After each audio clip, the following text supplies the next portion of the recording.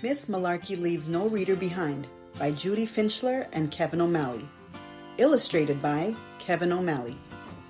It's the first week of school, and this year Miss Malarkey said our class would be doing the Everybody Reads in America program.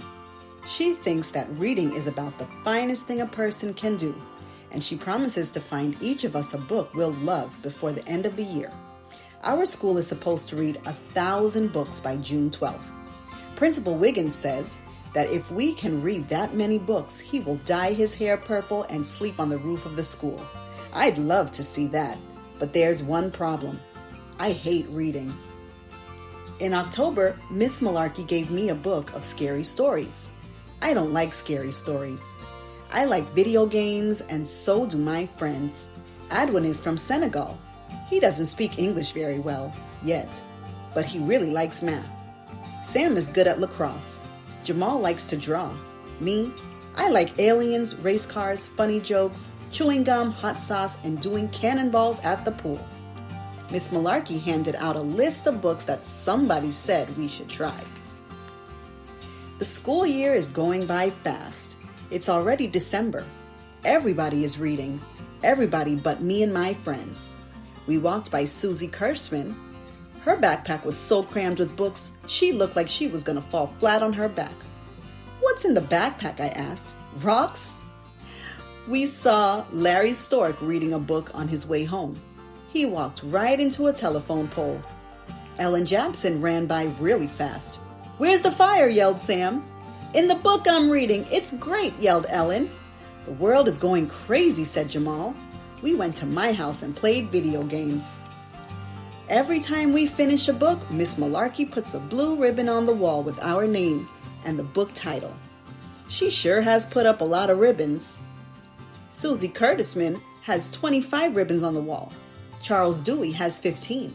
And Brenda Johns finished 5 books this week. 5 books in 1 week. How can she do that? Doesn't she eat? Miss Malarkey keeps giving me books. She says she'll find a book for me if it kills her. I don't want her to die, so I told her I'd keep trying. When I tried to read one of them after I played video games, I fell asleep. It's February now, and Miss Malarkey is still trying to find a book I'll love. She gave me a fantasy book, but the names were confusing.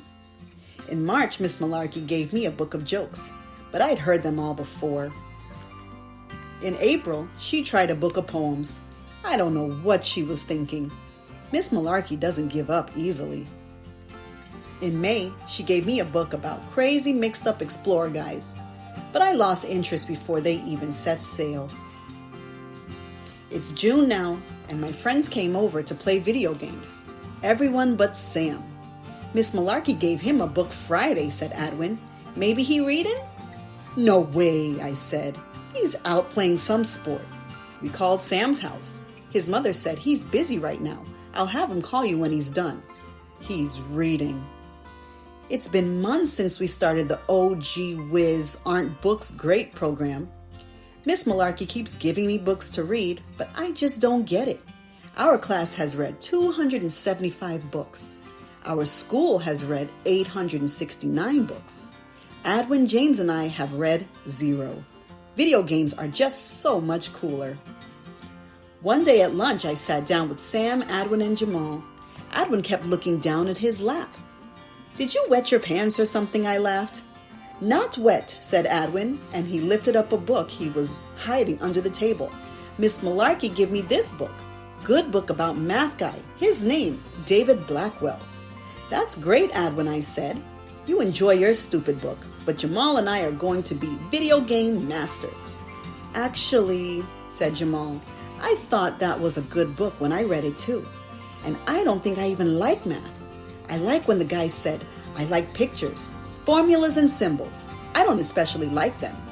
He was a pretty cool guy." My jaw hung open.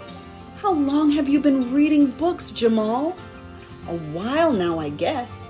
I didn't want to make you feel bad. See, Miss Malarkey gave me this book about a painter named Van Gogh. You know how I like cool pictures? This book had a lot of them."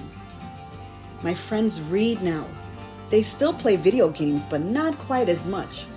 Sometimes when they come over, They bring books and trade them. Sometimes they barely even play the video games.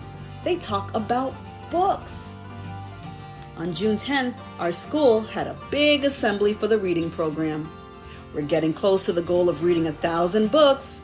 The teachers bought a special sleeping bag for Principal Wiggins for when he sleeps on the roof of the school.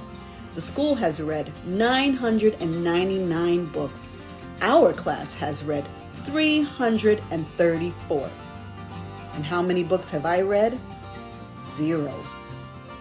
The next day, Miss Malarkey asked me to stay after school. I thought maybe she was going to yell at me about all the books I didn't finish. I tried to like reading books. I really did. I tried sports books, science books, joke books, fantasy, explore, and detective books.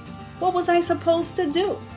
When I got to Miss Malarkey's room, she had this crazy smile on her face.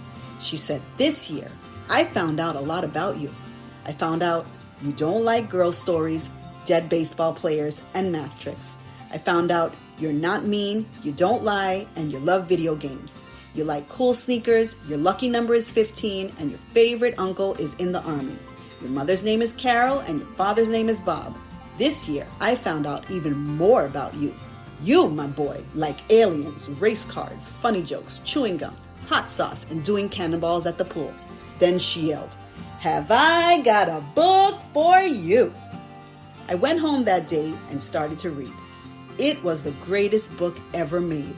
It had aliens and race cars and funny jokes and chewing gum and hot sauce and cannonballs. It even had a pool.